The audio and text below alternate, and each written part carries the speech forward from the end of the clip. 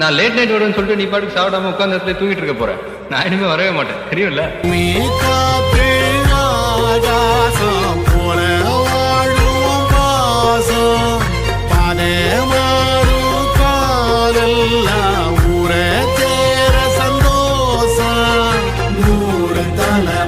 சேர்ந்து செதுக்கின ஈரநலம் இது பாறையா, வாழும் வரையிலும் நீயும் விதைக்கிற கடமை இருக்கு கேளையா.